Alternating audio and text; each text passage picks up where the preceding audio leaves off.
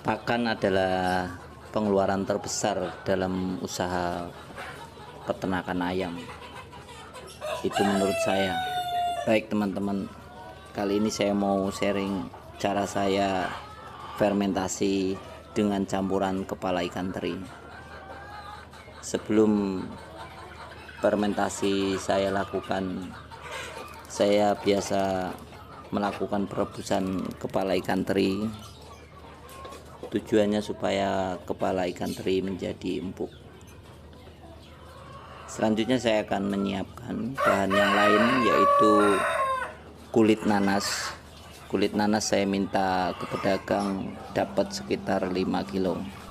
Sebelum saya campur dengan bahan yang lain, terlebih dahulu saya chopper supaya waktu pencampuran nanti benar-benar bisa tercampur rata dengan bahan-bahan yang lain. Nah, selanjutnya balik lagi ke kepala ikan teri yang sudah direbus.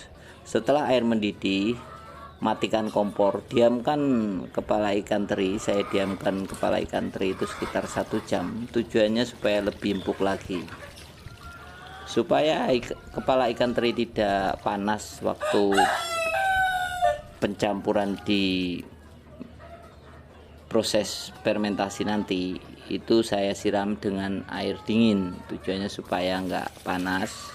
Kalau posisi ikan ini panas, itu akan, menurut saya, akan membuat bakteri E4 mati.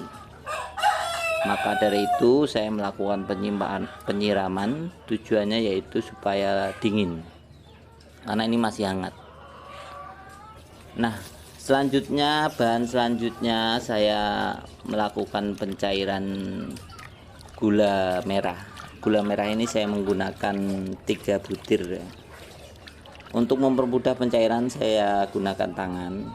Nah, setelah mencair saya campur dengan E4 peternakan sebanyak 10 tutup botol atau 100 ml. Karena kebetulan saya mau melakukan fermentasi lagi setelah fermentasi kepala ikan teri ini, makanya saya membuat campuran lebih banyak.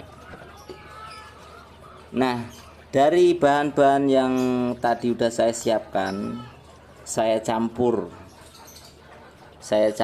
di ember besar. Tujuannya supaya benar-benar bisa menyatu dengan kepala ikan teri, yaitu coperan nanas ini menyatu dengan rebusan kepala ikan teri.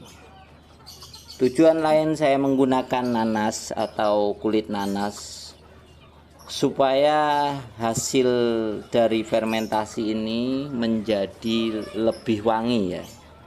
Karena berdasarkan pengalaman saya, kalau pakan itu wangi, ayam itu lebih doyan makan. Dari bahan-bahan yang udah saya siapkan ini, ada satu bahan lain, yaitu dedak. Nah, kali ini saya menggunakan dedak 30 kilo. Bahan lain yaitu kepala ikan teri saya menggunakan 10 kilo yang dicampur dengan coperan nanas sebanyak 5 kilo kurang lebih, coperan kulit nanas. Kalau untuk E4 nya setelah dicampur dengan air, saya menggunakan air 25 liter. Seperti yang saya bilang di awal, bahwa saya akan melakukan fermentasi setelah ini, fermentasi bahan lain yaitu ampas kelapa. Makanya saya menggunakan cairan ini, saya bikin banyak. Untuk perbandingan memasukkan ke ember, itu saya menggunakan 5 mangkuk dedak, 2 genggam ampas, 2 genggam kepala ikan teri. Hal terpenting dalam sebuah fermentasi yaitu pencampuran, karena pencampuran ini faktor yang menentukan keberhasilan fermentasi. Kenapa? Karena cairan E4 ini adalah alat atau bakteri yang melakukan fermentasi. Dan seperti pengalaman saya yang udah ya, kalau salah satu bahan atau bagian bahan yang enggak terkena cairan fermentasi waktu kita masukkan ke dalam drum atau plastik, itu bahan yang tidak tercampur itu akan berjamur atau menjadi keras. Itu sepengalaman saya melakukan fermentasi ya.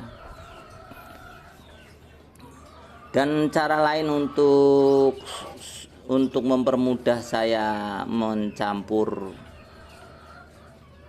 bahan-bahan ini yaitu mengurangi bahan dengan cara mengurangi bahan supaya bagian dasar ember yang saya gunakan untuk fermentasi ini itu terjangkau sama tangan saya, karena kalau nggak dikurangin itu nggak terjangkau, yaitu dikurangi nanti dibalikin lagi kalau sudah tercampur rata.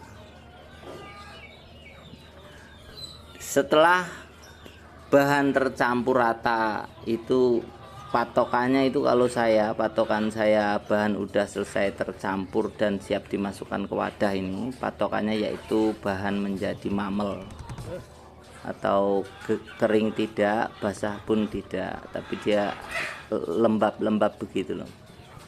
Nah, di fermentasi kali ini saya menggunakan drum 30 liter